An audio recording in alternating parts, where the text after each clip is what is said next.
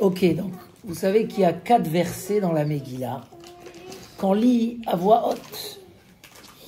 4 versets qu'on lit à voix haute. Vous avez la Megillah. Et dans ces 3 choses-là, ces 4 choses qu'on lit, c'est surtout autour de Mordechai. Mordechai. Le premier, tu as la page, c'est Ish Yehudi Aya Beshushan Abira. Ushmo Mordechai. Alors vous l'avez, il est là, dans page 8, tout en bas. Vous avez Ish Yehudi, vous voyez, il est marqué même en gras. Il y avait un homme juif. Pourquoi il s'appelle Yehudi? Parce qu'il venait de la tribu de Yehuda, et plusieurs raisons. Aya Beshushan Abira, il était dans la capitale de Shushan. Ushmo Mordechai, cet homme-là s'appelait Mordechai. Ben Yair, Ben Shimi, Ben Kish, Ish Yemini. C'était fils de Yair, fils de Shimei, celui que le roi David aurait pu tuer et qu'il n'a pas tué parce qu'il lui a pardonné sa faute. Fils de Kish, Ish Yemini, apparemment qui vient de Binyamin. Donc la Gemara demande est-ce qu'il vient de Yehuda ou il vient de Binyamin.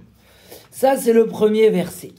Donc c'est intéressant que nos Chachamim ont voulu qu'on insiste sur ce sujet-là. Pour ça on le lit à voix haute, tous ensemble, toute la communauté. Après, on a un deuxième, c'est Revach Ve'atzala Ya'amod la Yehudim Mimakom Acher. Vous l'avez dans la page 20. Non. 5 lignes avant la fin, le verset 14. Vous l'avez en français aussi si vous voulez. C'est dans le verset 14. Quand Esther hésite si aller voir Achashverosh, le roi, pour lui demander de sauver ses frères. Et là, Mordechai lui répond avec beaucoup de dureté. Et il lui dit, attention, verset 14, page 21. Ki macharesh tacharishi ba'et azot. Si tu te tais, je crois que le 14, il en met dans page 19. Ouais. Si tu te tais à ce moment-là, alors sache, Revach ve'atzala ya'amod la Yehudim mimakom acher. C'est quoi Revach ve'atzala ya'amod la Yehudim? Donc nous on lit que ces 5 mots-là. Revach ve'atzala ya'amod la Yehudim mimakom acher. Et attention, si tu vas pas toi, alors Dieu va envoyer largesse et sauvetage d'un autre endroit. Ce ne sera pas toi. Mais toi, tu vas perdre ta chance. Parce que pourquoi tu es arrivé là-bas pour nous sauver au palais du roi? Parce que ton grand-père Shaoul n'a pas exterminé Amalek, donc ça nous a ramené ce Haman. Et aujourd'hui, Dieu t'a amené dans le palais du roi justement pour nous sauver. Et si tu vas pas faire ta mission, tu auras tout perdu. Évidemment qu'Esther, tout de suite, elle écoute, donc c'est un peu dur. Il n'a pas attendu, il lui a pas laissé. Mais ce deuxième verset que Mordechai dit, attention, c'est Dieu qui nous sauve, donc tu as ton devoir d'aller. Et à la fin de la Megillah, on a encore une fois qu'on a tout gagné. Alors, il y a un troisième qu'on lit à voix haute, c'est Balaïla Aounadeda Shenat Amelech. C'est le verset de la nuit où personne n'a dormi, entre les 2 repas de Esther. Donc, c'était quoi l'histoire? Esther, elle va chez Achashverosh sans autorisation. Elle demande de rentrer. Il accepte. Elle invite à un repas intime, mais dans ce repas, elle fait rentrer Haman, ce qui rend fou le roi. Et elle lui demande pas ce qu'elle veut. Elle lui dit, je veux que demain on fasse un autre repas avec Haman. Et la nuit entre les 2, c'est là où tout le monde n'a pas dormi. Pourquoi personne n'a dormi? Pourquoi personne n'a dormi ce soir-là? Parce que Achashverosh se tournait sur son lit. Il se disait peut-être que Achashverosh et Esther, ils sont en train de faire un complot, ils veulent me tuer et se marier entre eux. Donc elle n'arrivait pas à dormir. Dans le ciel, on était en train d'annuler le décret. Mordechai, il faisait tchouva avec les Bnei Israël. Et Haman, il était en train de préparer le morceau de bois de 50 amot. 25 mètres, mais 50 amot. Il y a un midrash qui dit qu'un de ses enfants, Parshadanta, il habitait sur les montagnes de Ararat. Il était là-bas gouverneur. Et là-bas, il y avait la Teva de Noé. C'est là-bas où s'est posée l'arche de Noé. Et c'est comme ça qu'il a trouvé, il voulait le pendre sur le bois qu'ils ont récupéré de l'Arche de Noé. Chaque chose a une explication, on reviendra là-dessus. Donc ce verset-là aussi, on le lit à voix haute parce que les choses ont tourné. Et enfin le dernier, vous allez voir pourquoi j'insiste sur ces quatre versets. Tu peux manger. Bechavot, ça ne me dérange pas. Mordechai yatsa milifnei hamelech. Alors c'est quelle page? Mordechai yatsa. Voilà. Milifnei hamelech, bilevush malchut, et Mordechai est sorti de devant le roi. Voilà.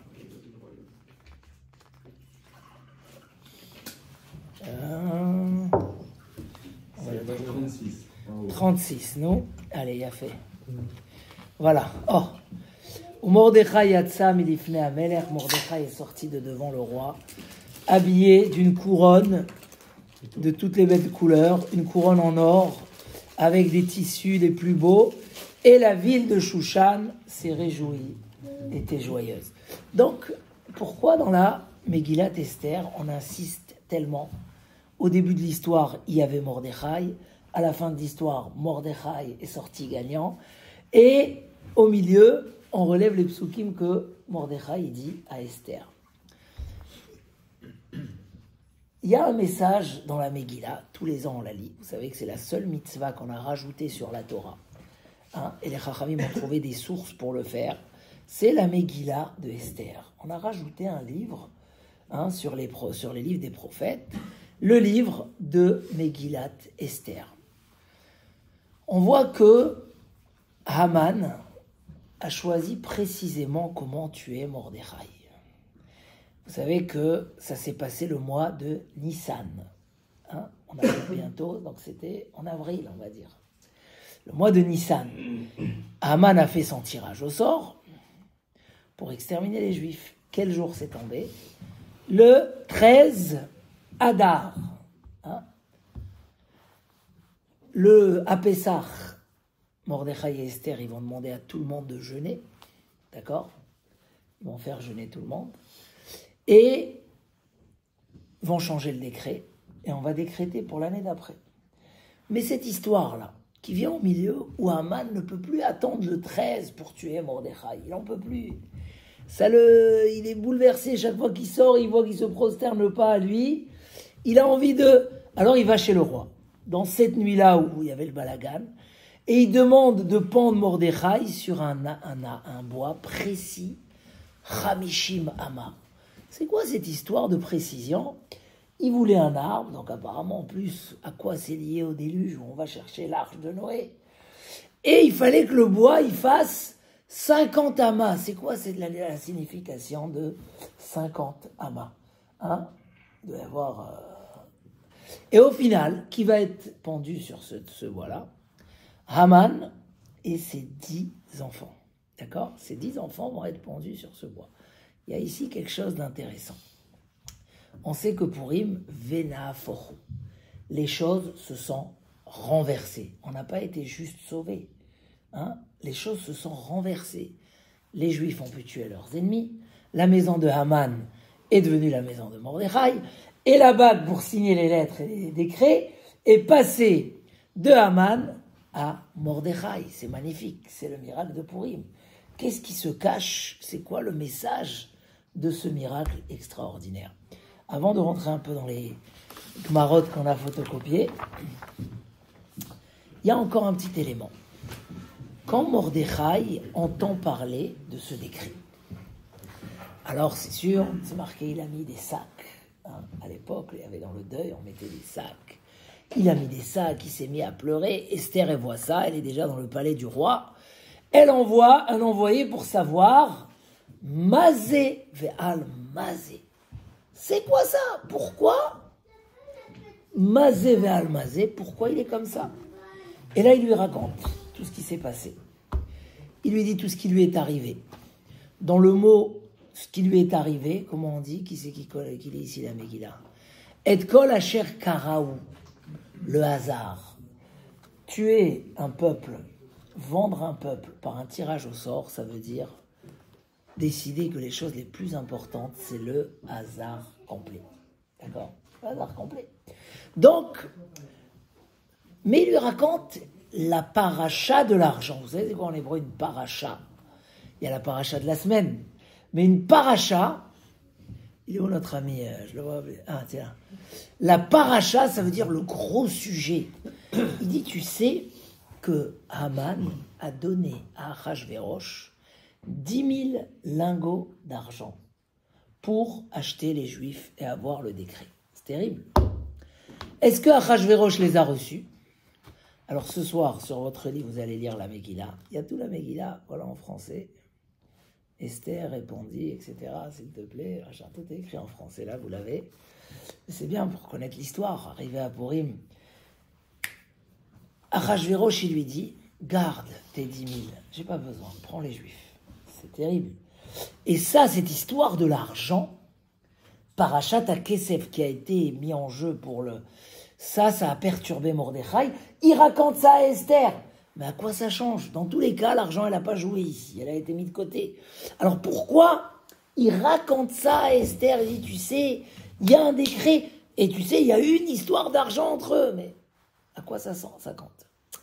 Tout ça pour essayer de comprendre c'est quoi le message de Purim, qui est une fête tellement forte, tellement pleine de joie, tellement pleine de miracles. C'est quoi le message?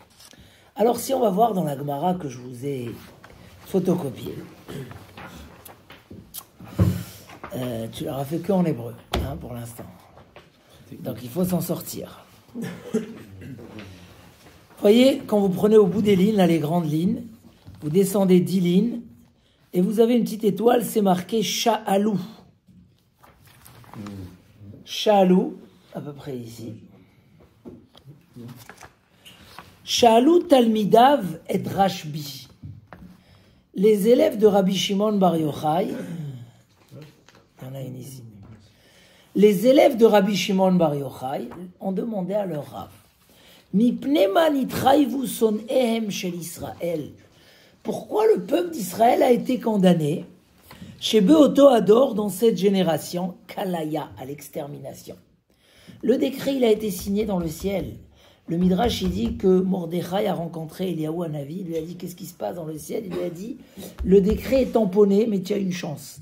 Il est tamponné avec de la boue et pas avec du sang. Tu peux l'annuler. Pourquoi dans le ciel, on a condamné les Juifs de l'époque à l'extermination? Grande question. Amar lahem, imru atem, dites-moi vous. Amroulo, ils lui ont dit, mipne sheneenu mis'udato shel oto racha. Oh là là. Parce que ils ont profité des festins de ce rachat. Le début de la Megillah, hein, David, quand tu vas lire ce soir, tu verras que c'était le festin d'Achashverosh. Il a fait un festin d'une richesse incroyable, 180 jours. Et après, il a refait un autre de 7 jours à Shushan, et il a fait en sorte que les Juifs viennent aussi à ce festin. Et Mordechai n'était pas d'accord qu'ils aillent, et ils sont quand même partis. Et c'était très mauvais pour les Juifs, et c'est à cause de ça que ça a été décrété l'extermination. Première raison qu'on trouve dans la Gemara, pourquoi il y a eu ce décret terrible? Parce qu'il y a un repas d'un rachat. Là-bas, il a fait rentrer les mœurs. Là-bas, il a utilisé les ustensiles du temple. D'accord? C'était grave. Les Bnei Israël attendaient la Géoula, on était à la fin des 70 ans entre les deux temples, où ils avaient une promesse de reconstruire le deuxième temple, et ça tardait pour des raisons inexplicables, parce qu'on n'avait pas vraiment fêté les 70, mais les rois de l'époque considéraient qu'on a fini les 70, et ils voulaient les désespérer de la Géoula, et eux, ils ne devaient pas désespérer de la Géoula. Donc, ils sont allés contre le décret de Mordechai. Amar lahem, il leur a dit, Rabbi Shimon Bar Yochai, si c'est ça la raison, chez Beshushan Yargou, chez Bechol Haolam Kulo Al Yargou, tout le grand festin qui était problématique, c'est celui des 7 jours, qui était dans la capitale. Pourquoi tout le monde, le décret était sur les 127 pays. Amroulo et Morata. Il leur a dit, alors dis-nous toi, pourquoi? Ils ont demandé comme ça, Rabbi Shimon Bar Yochai. Bar Yochai. Amar lahem, il leur a dit, Mipne sheishtachavu latselem. Parce qu'ils se sont prosternés, bonsoir, ils se sont prosternés à l'idole de Nabucodonosor. Nabuchodonosor, il était tellement fier de ce qu'il a fait dans le monde, il a construit une idole énorme. Il a demandé à se prosterner à cette idole. Il y a 3 juifs qui ont refusé. Alors, leur histoire est très intéressante. Ces 3 juifs s'appellent Hanania, Mishaël, Azaria, les amis de Daniel à l'époque. Et ils ont été jetés dans la fournaise ardente. Une fournaise que la Gemara a dit est brûlée à des kilomètres, on sentait la chaleur tellement elle était énorme. Et eux, ils sont rentrés dedans, ils ont été sauvés. Mais tout le reste du peuple s'est prosterné. Et à ce moment-là, Dieu a dit, à l'occasion, il y aura un décret très dur sur les Bnei Israël pour leur pardonner cette faute. Donc, on a déjà ces 2 raisons dans la Gemara. La suite de la Gemara, c'est que, vu qu'ils se sont prosternés que pour lui faire plaisir, mais pas pour servir l'idole, donc ça a laissé un droit d'annuler le décret.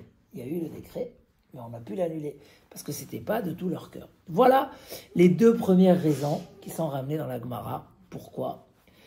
Il y a d'autres raisons encore. On va les récolter. On peut faire plus, mais quand on ait le temps de parler. Vous avez dans la 3e page,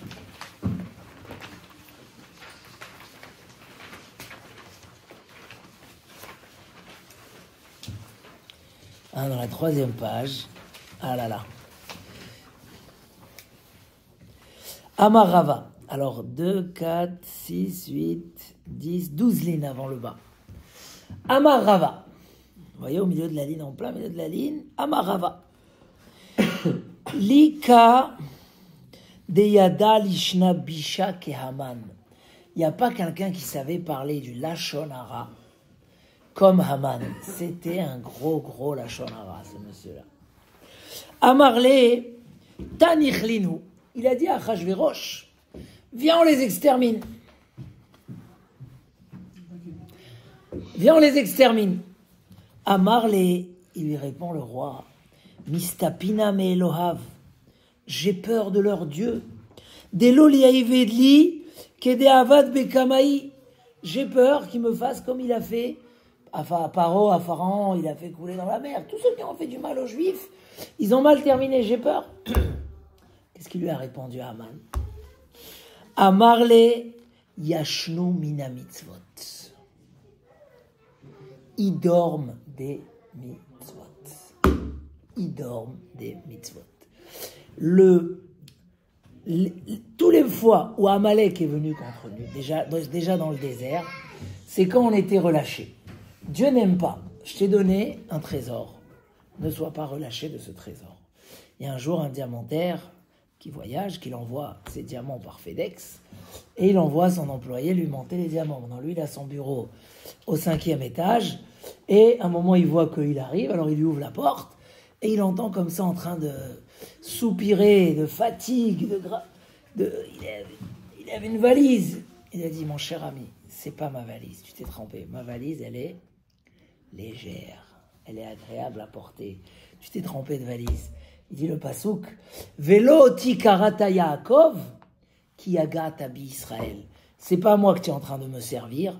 Si tu es épuisé quand tu me sers, si un homme quand il sert Hachem, il n'a pas d'enthousiasme et du goût, c'est qu'il a rien compris. Il n'est pas en train de servir Dieu. Il s'est trompé. Il a pris une valise avec du plomb à l'intérieur. Il n'a pas pris. Donc, Haman il dit, écoute, n'aie pas peur. On va réussir contre les Juifs. Pourquoi? Ils dorment des mitzvot. Amarle idbeu rabanan. Il y a quand même les sages qui étudient, qui font. Amarle amechad. C'est un peuple. Quand ceux-là ils s'affaiblissent, c'est que tout le monde est affaibli. Les raves aussi, ils sont fatigués. Shema Tomar Kochani Osebe Malchutecha. Peut-être tu auras peur que si on les tue, alors ça va faire un creux dans ton royaume. Il n'y aura plus de magasins dans le sentier, il y aura plus comme il y a eu en Espagne quand ils ont tué les Juifs. Il a dit non, mais Fouzarin en Ben Hamid. Ils sont dispersés, ils sont pas unis, ils sont pas dans le même endroit, ça va pas se ressentir. C'était aussi un petit peu de dire qu'ils sont, et on va parler de ça tout de suite dans le cours, il n'y avait pas la hardoute, l'unité dans le peuple juif. Donc quand il utilise ce terme de Mefouzar, on a dit que c'est pour ça qu'ils ont fait le Mishloach Manot, pour réparer cette dispersion, parce que sinon, ils peuvent nous faire du mal, tous ceux. Shema Tomar Itbeana Minayu, Qui prie d'azo shena au saperot. C'est comme le mulet qui ne peut pas avoir d'enfant. Ils n'ont pas d'avenir. Ah, peut-être qu'il y a un pays entier. Bechol medinot malchutecha, ils sont dispersés dans tous les pays.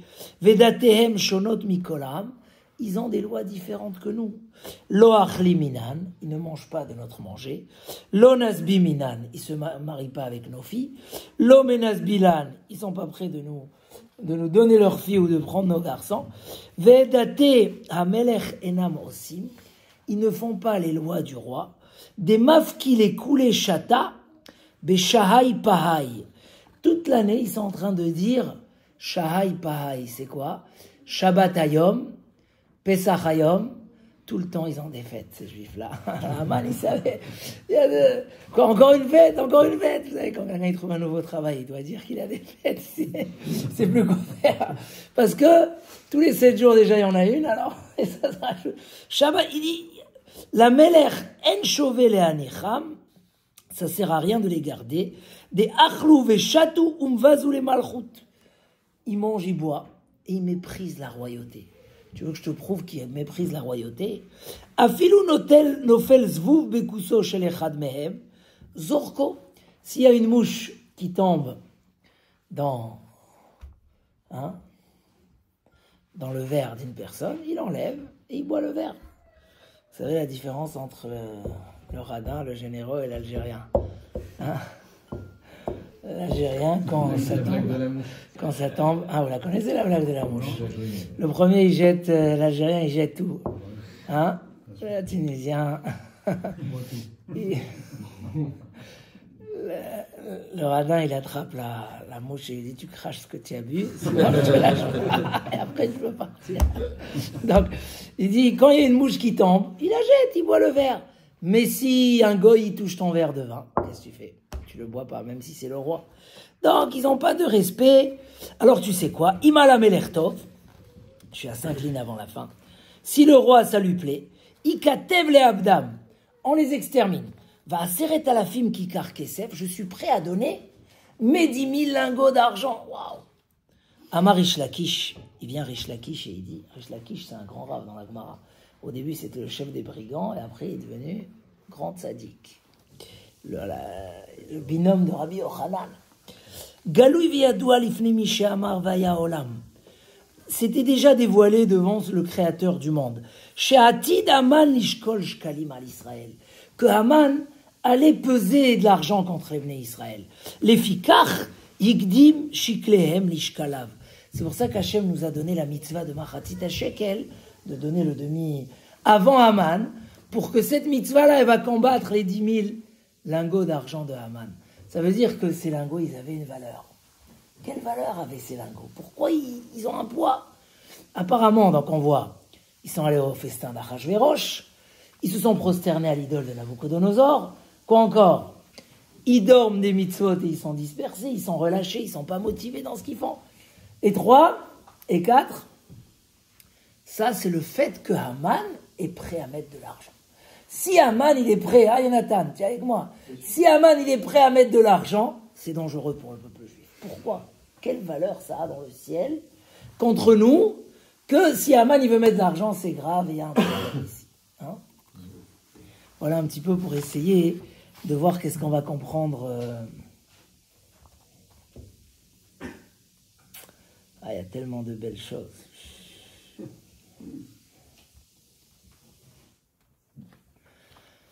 Alors, pour essayer de comprendre et voir c'est quoi le message, vous savez tous qu'à Purim, il y a une mitzvah comme ça, de boire du vin, ad deloyada, jusqu'à que tu ne sais plus distinguer entre la malédiction de Haman et la bénédiction de Mordechai. Donc on sait qu'en général, Dieu n'aime pas celui qui se saoule. Il y a 3 personnes que Dieu n'aime pas. Celui qui se met en colère trop rapidement, celui qui est rancunier et celui qui se saoule. Le jour de Purim, qu'est-ce qui se passe? On nous dit, vous pouvez vous saouler. Voyez, qu'est-ce qui a changé? Pourquoi? Et c'est quoi le but? C'est même une mitzvah. C'est une mitzvah. Alors faire à l'envers de toute l'année, ok, mais à l'envers avec un sens. On va pas se mettre à se frapper le jour de Purim. C'est quoi le sens de... On voit aussi que le jour de Purim a une plus grande valeur que le jour de Yom Kippour. Comme ça nous dit le Harizal. Mais pourtant, Kippour, on est toute la journée à la synagogue. On est sérieux. On prie. On fait tchouva. Et le jour de Purim, on est dans la rue. On est dehors. On est en train de boire, de manger, de s'exciter. Déjà ce matin au cours à Saint-Mandé, ils ont commencé à lancer des blagues tout le long du shiur. Les gens étaient bessimcha. J'ai dit c'est bien. Parce que ils ont dit comment on se déguise en marocain. Je dis c'est quoi cette question-là? Alors l'autre il a dit tu fais la tranche. Alors, il a fait la vengeance. Il a dit comment on se déguise en tunisien? Et tu fais des faux chèques. Oh, ils se sont charriés comme ça. On s'aime bien. C'est juste que pour dire qu'à Purim, même dans les yeshivot, les gens, il y a le rave de Purim. C'est celui qui monte et qui fait des blagues. Pourquoi? C'est quoi? Pourquoi on se dépasse? C'est quoi le sens? Si tu dis que c'est un jour de joie, je veux bien. Mais si tu me dis que c'est aussi grand que le jour de Purim, de Kippour, c'est complètement à l'envers. Là, on fait que manger. Là-bas, on ne mange pas. C'est quoi le sens des choses? Et en fait, l'homme a un corps et une âme. Là, il y a un nouveau chant de Shouiki. Gouf ou Neshama, il s'appelle. C'est un joli chant. Il vient de le faire sortir. Gouf ou Neshama. L'homme, il est fait d'un corps et d'une âme. D'accord? Ça a des conséquences dans notre vie, des conséquences énormes. Le Maharal de Prague nous dit que c'est comme un cheval. Un cheval, ça peut être gentil, ça peut être sauvage, ça peut être dangereux, ça peut être un cheval de guerre. Un cheval, il peut écraser. Vous avez, il ne faut pas recevoir, comment on appelle ça là, le coup de sabot, c'est très grave. Il dit le Maharal, l'homme c'est comme un cheval avec un cavalier. Le cavalier, c'est notre esprit et notre âme qui sont associés pour guider. Le corps, c'est un cheval. Il veut aller, il veut kiffer, il veut aller là-bas. Si tu lâches les rênes, le corps, il t'amène n'importe où. Donc, dans notre vie, il y a des choses qu'on gère par l'esprit, par la sagesse. Le Chovot Alvavot nous dit que l'homme, en vérité, il est dans une obscurité terrible. Il est attiré après des désirs animaux, après des choses catastrophiques. Mais Dieu nous a donné une petite bougie qui éclaire l'obscurité. C'est le sechel, le cerveau, l'esprit, la sagesse, le da'at. La da'at, c'est une bougie. Et là, tu vois, mais si un jour tu te lâches, c'est le cheval qui t'amène partout. Le cheval, il est en toi-même. Il t'amène. Et l'homme, il peut arriver partout. Si on prend un petit peu l'histoire de la vie autour de nous, on peut voir les choses qui se font les plus graves, même chez les gens les plus intelligents. Tu comprends pas comment cet homme-là, il a trempé, il a volé, tu comprends pas, c'est un homme bien, tu le connais, tu le côtoies, et d'un coup tu écoutes, catastrophe. Il y a des histoires, des gens qui se réveillent après 1 an, 2 ans, ils dévoilent qu'ils ont fait pendant 2 ans des bêtises. Et il y a le corps, il est animal. Si on parle de la religion, alors un homme, il sait que manger kasher, c'est la base numéro 1. Quand Dieu a donné kasher au Bnei Israël, il a marqué là-bas, si ce n'est que je vous avais donné que cette mitzvah, ça suffirait. Pourquoi? Quand un homme il est saint, il peut tout recevoir. Le Rambam, Maïmonide, a dit à des gens qui n'avaient pas la foi en Dieu, il leur a dit c'est parce que vous ne mangez pas kasher. Allez-y vérifier. Ils sont allés, ils ont vérifié qu'ils étaient trempés sur la viande et des trucs comme ça. Parce que le kasher, c'est la base pour que ce cheval-là soit vacciné. Pour qu'il ne soit pas... les gens, ils aiment les chiens. Le chien, s'il est enragé, c'est mortel. Il faut mettre un vaccin. Le vaccin, c'est le kasher. On est bien, on est dans un état où on peut recevoir la lumière divine. L'homme, il est toute sa vie dans un combat. Comme qu'un homme, il éclaire la lumière de son esprit, alors il va mieux contrôler le corps. Il va mieux contrôler les désirs. Il va pas, pareil qu'il va mieux les contrôler, aucune influence pourrait le tenter. Même des grandes épreuves, que pour des gens c'est des montagnes, ça leur parle même pas, parce que c'est vrai que si j'étais un homme faible, un homme qui vit dans le noir, alors je me serais fait tenter après cette épreuve. Maintenant que je suis un homme où tout est clair, on ne peut pas me tromper. On ne peut pas me fouiller les poches et me voler mon argent quand il y a de la lumière. Quand il fait noir, oui, on peut le faire. Donc cet état-là où un homme qui a l'esprit qui brille, un homme qui voit la vérité, un homme qui, c'est pas un clavoir parce que ça s'obscurcit, si on rallume pas les lumières, elles s'éteignent. C'est vivre dans la lumière, permet à l'homme de voir que la vérité, de choisir que la vérité, de faire que des choses bien. Éteindre les lumières, vivre une vie de corps, une vie de gouffre, ça fait que quoi? Ça fait que l'homme peut faire des trucs animaux. Quand vous entendez des gens qui divorcent parce qu'ils ont trempé pendant des années, quand vous entendez des gens qui se sont fait du mal, quand vous entendez des gens qui ont volé leur associé alors que c'est des gens bien, il y a des choses aujourd'hui incroyables. Et d'où ça vient? C'est pas des gens bêtes. C'est tout simplement qu'est-ce qui brille en toi. Est-ce que c'est le cheval qui domine et qui gère et tu n'y arrives pas à le contrôler, donc un jour il décide de descendre le ravin pour aller prendre un petit peu, une petite bouffée d'air en bas, mais entre-temps, toi, il t'a perdu. Ou, au contraire, c'est toi qui le gères et c'est toi qui l'amènes partout. Ça, c'est ce que nous explique le Maharal Miprag. Le jour de Purim, on considère qu'il y a quelque chose qui se dévoile, il y a quelque chose qu'on comprend ce jour-là, qui fait que plus rien peut nous tromper et nous éloigner de Dieu, de la vérité et du bonheur. Rien. Rien. Et que ce jour-là, on a une clarté de voir que ce qui est bon et bien. Mais les écarts peuvent être énormes. Il y a un qui toute sa vie peut te parler que de sa voiture et que de ses plaisirs et que de machin. Et tu as un que même pas il a une minute pour te parler de ça, il va te parler que des choses du da'at, de ce qui fait l'homme, de l'esprit, de la sagesse, de la Torah, de la Gemara. Les écarts sont énormes. Tu as un homme qui te fait une fête, ou à la limite presque, il faut prier qu'il n'y ait pas des mœurs qui sortent de là-bas et des choses terribles. Tu as un qui te fait une fête dans la Kedusha. Et les deux, ils sont les plus heureux au monde. Celui-là, il est plus heureux, parce que c'est dans la Kedusha, on est toujours plus heureux. Mais tu dis, pourquoi lui, il a eu besoin de faire des séparations de Kedusha, de machin, et se prendre la tête? Lui, il a rendu sa bar mitzvah au sang, je l'ai rendu une soirée de Hachem Ishmor, j'ai pas envie de dire le nom. Et où ils sont, pourquoi? Parce qu'on peut vivre, la même personne peut vivre dans deux mondes différents. C'est le même monde, c'est la même personne. Des fois nous-mêmes, peut-être que 10 ans avant, on s'est aperçu qu'on vivait dans une obscurité, on était influencé par n'importe quoi. Et d'un coup, aujourd'hui, on comprend que la vérité, elle est tellement forte chez moi, mais je vais faire que monter, moi, tu peux pas me faire marche arrière. Ça veut dire, il y a ces deux mondes-là. À Purim, on arrive à un stade où on a compris quelque chose. Pour l'instant, je dis pas quoi. Mais on a compris quelque chose, qu'aucun vent, je peux me déguiser pour montrer que l'extérieur ne m'influence plus. À l'extérieur, je suis déguisé à un quoi? Je sais pas. Et à l'intérieur, je suis Yaakov Avinu, parce que Yaakov, il s'est déguisé quand il est parti prendre les brachot. À l'extérieur, tu le voyais, tu pensais que c'était Esav, parce qu'il avait mis les habits de Esav, mais à l'intérieur, c'est pour ça qu'on se déguise à Purim. Parce qu'à Purim, la face extérieure, c'est plus elle qui joue en nous, c'est l'intérieur. Je peux boire du vin où en général, c'est le plus dangereux parce qu'il te prend ta tête, il te prend ta sagesse, ton da'at. Et la différence entre l'homme et l'animal, c'est quoi? C'est le da'at, donc c'est grave. Mais à Purim, même en me prenant la tête, même en me disant, tu sais, c'est Haman qui est béni, c'est Mordechai qui est maudit, en inverse, rien ne peut jouer sur toi.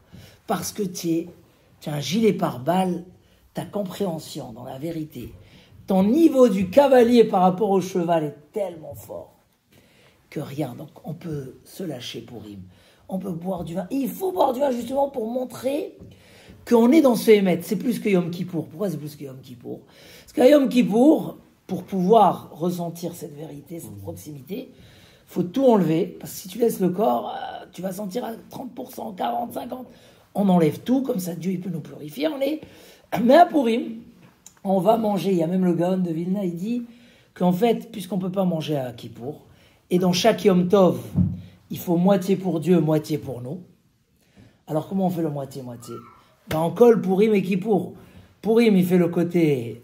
Mais ça veut dire que je fais le même travail de Kippour, j'arrive au même niveau, je fais la même teshuva, j'arrive à la même vérité, mais dans le manger, dans la fête, dans les tables pleines de vin et de whisky et d'alcool. Comment c'est possible? C'est quoi? Qu'est-ce qu'on a compris? Qu'est-ce qu'il y a eu à Purim? Alors là, on arrive au vrai secret. On a parlé de ce bois-là, qui faisait 50 amotes. Pourquoi 50? Il y a ici quelque chose de profond. Il faut savoir que Haman, c'était pas qu'un danger vis-à-vis du gouvernement, qu'il avait les clés, qu'il avait la bague pour décréter ce qu'il voulait. C'était un danger même vis-à-vis du ciel. Pourquoi? Parce que Haman, il a dit, si je veux réussir contre ce peuple, il savait très bien que c'est le peuple de Dieu, c'est marqué dans le Midrash, tu vois, il leur a dit, dorme des mitzvot. Il faut que je mette toute mon énergie, que pour moi, ça soit la chose absolue. Un goy se fait juger s'il vole même moins qu'une prouta. Une prouta, c'est une petite pièce. Un juif, c'est qu'à partir d'une prouta. Parce que pour lui, l'argent, c'est toute sa vie. Que Haman y donne ses 10 000 lingots d'argent, c'est qu'il n'a pas mis son cœur. Il a mis son cœur, ses yeux, sa femme, il a tout mis dedans. Donc en fait, Haman, il a misé tout le cœur dedans. Il a dit, c'est rien comme ça. Et c'est devenu un vrai problème, parce que tu as les juifs qui dorment, qui sont comme ça au niveau... On peut les influencer. Mordechai leur dit, ne partez pas au festin, ils s'en vont quand même. On leur dit, ne vous prosternez pas, ils se prosternent. Ils dorment des mitzvot. Le peuple juif, à ce moment-là, était dans un... Ils étaient endormis, c'était le corps qui gérait, c'était le cheval. Il n'y avait pas, c'était dangereux. Haman, il a dit, moi je vais réussir, je vais mettre toute mon énergie.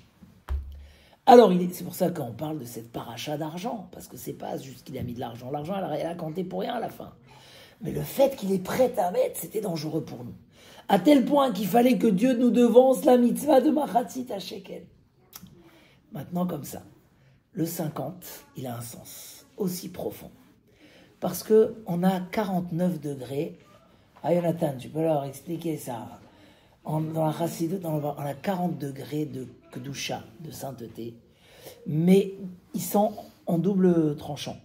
Dans ces mêmes, il y a 49 degrés, mais ils peuvent s'inverser à 49 degrés d'impureté. C'est l'échelle. Dieu, il a fait le libre arbitre. Il a donné le bien et le mal égal jusqu'à 49. Le 50, c'est un niveau surnaturel. Il n'y a que le peuple juif qui peut le toucher. Il n'y a que Moshe Rabbeinu qui a pu l'atteindre. Là-bas, il y a unité, il n'y a qu'une seule vérité. Il n'y a plus deux. En bas, on peut se tromper dans l'échelle. Même en montant haut, on peut se tromper. Hein? Après Pessah, on commence à compter. 49 jours, c'est 7 fois 7. Parce qu'on essaye de monter dans les 49 degrés. Haman, il a dit, moi, je veux l'union et une seule entité. C'est quoi la profondeur?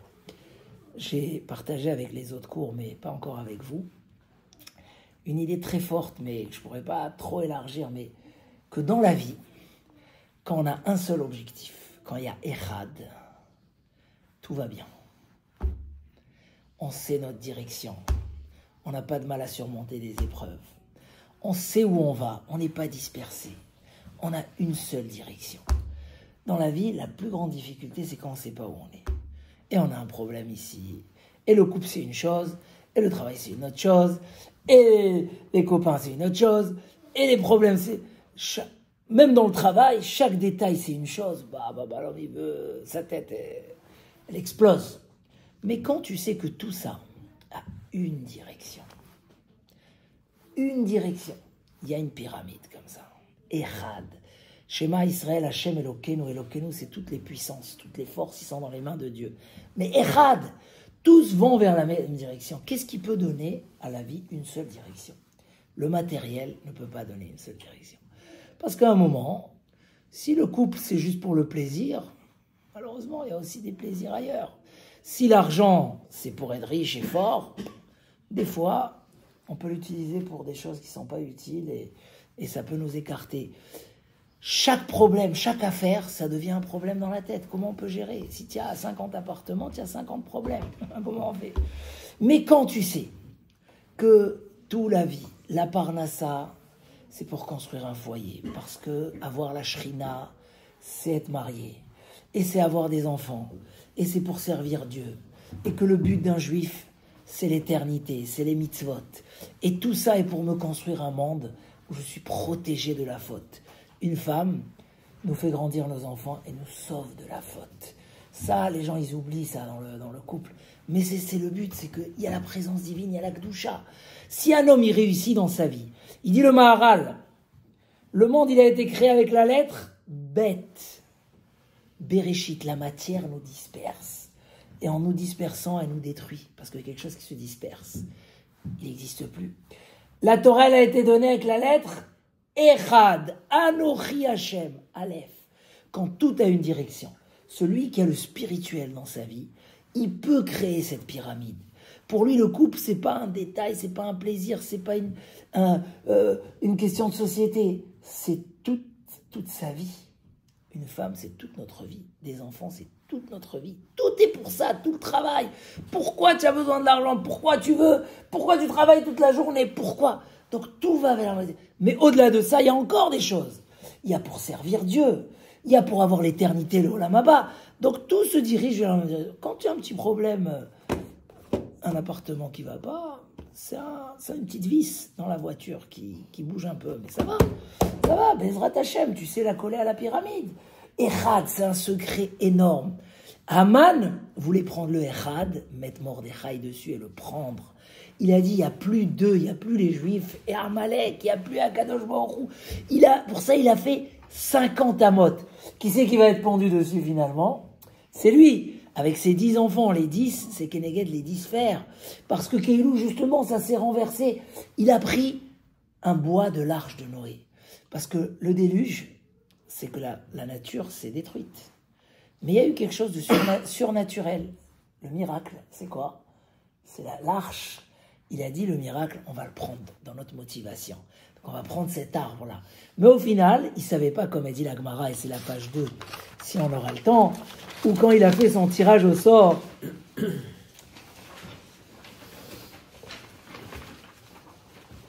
Attends.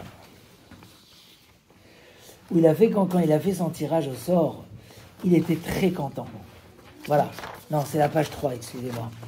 Il dit, prenez, vous voyez dans les grandes lignes là, sur le côté, il y a un petit numéro 24, et juste en bas, vous voyez des petits numéros au début de la ligne, et juste en bas c'est marqué Bechodesh Hadar, Samar Simcha Gdola.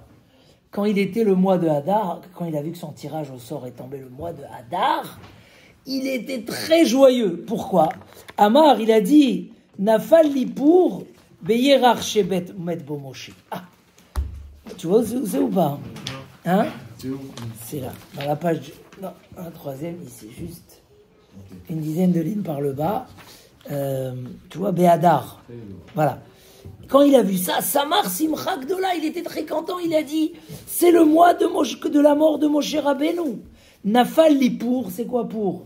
Le tirage au sort, le Purim, parce qu'on a eu 2 tirages au sort, un pour lui, et à la fin il est devenu Bechot Beyerach dans le mois, Shemet Bo Moshe, dans le mois où Moshe Rabbeinu est mort. Velo Aya Yodea, et il ne savait pas, chez Beshiva Be'adar Met, ou Beshiva Be'adar Nolad.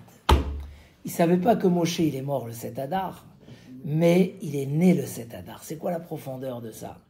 C'est-à-dire, lui, il voulait trouver une petite ouverture spirituelle qui va prendre les capacités du peuple juif. Ah, donc si Moshe est mort ce mois-là, c'est le mois où quelque part, il rentre dans le vide, ce peuple, parce que le jour où ils ont perdu Moshe, c'était le vide.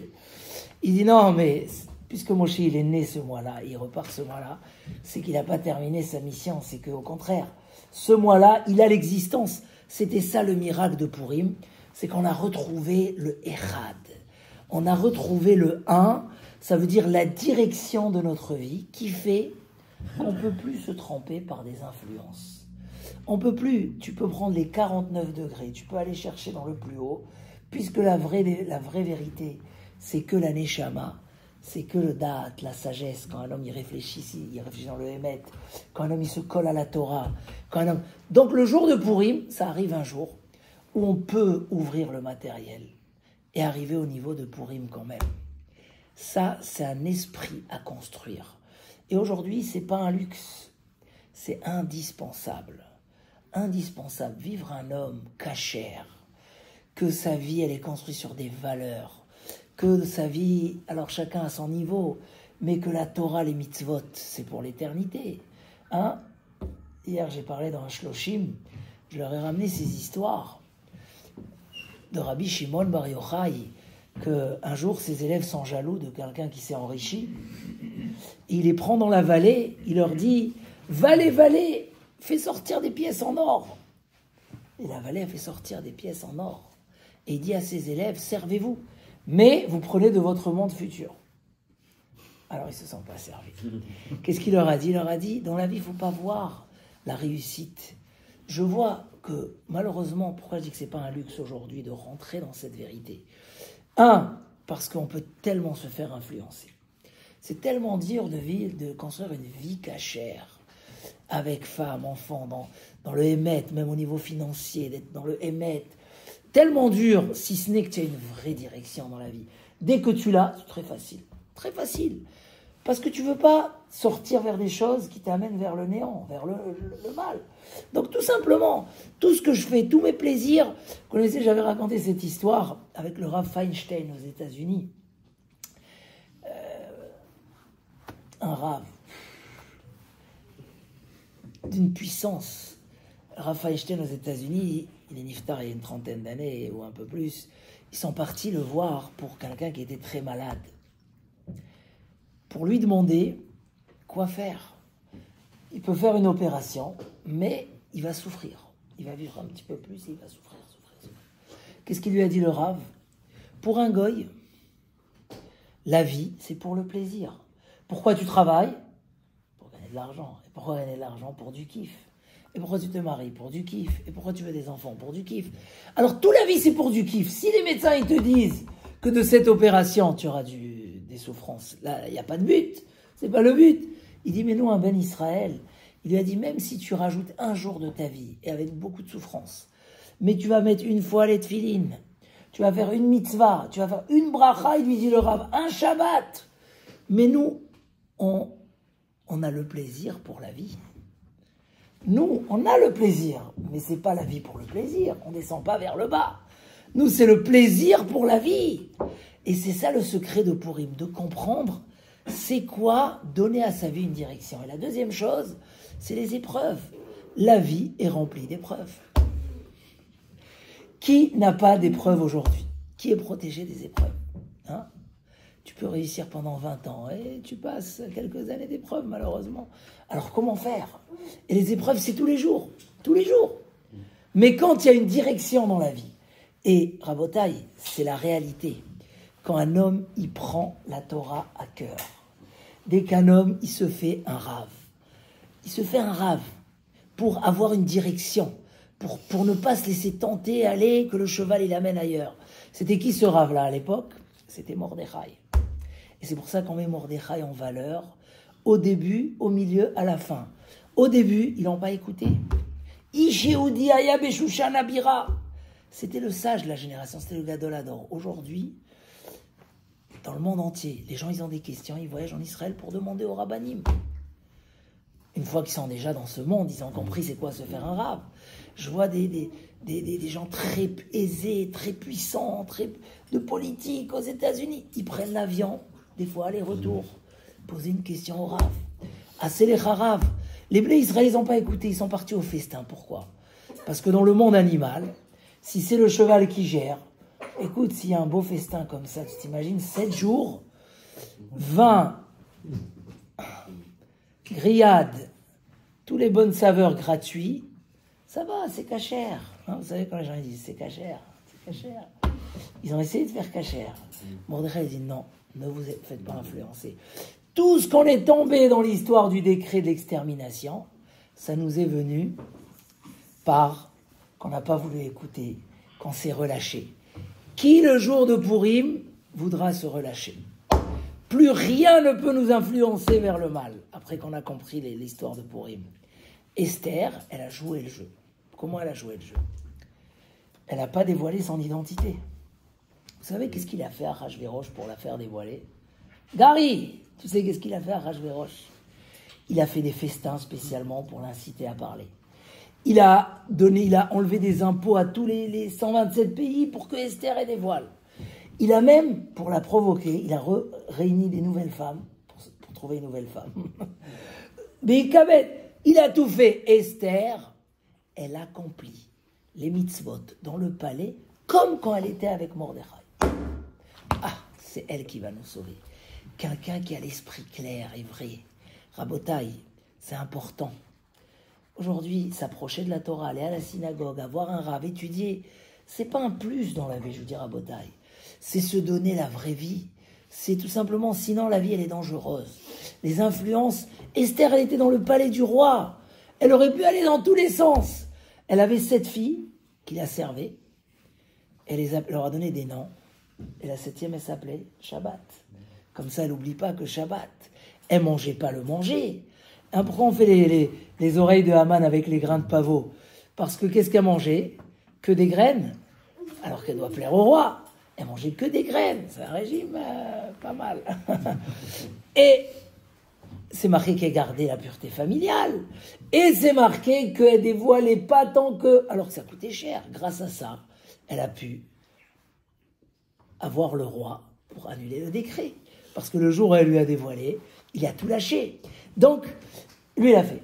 À la fin de la Megillah, qu'est-ce qu'on dit? À un moment, quand elle a hésité, il lui a dit, attention, ça va venir d'ailleurs, parce que la clarté de Mordechai était une. Il y a Kadosh Baruch Hu, il y a le miracle.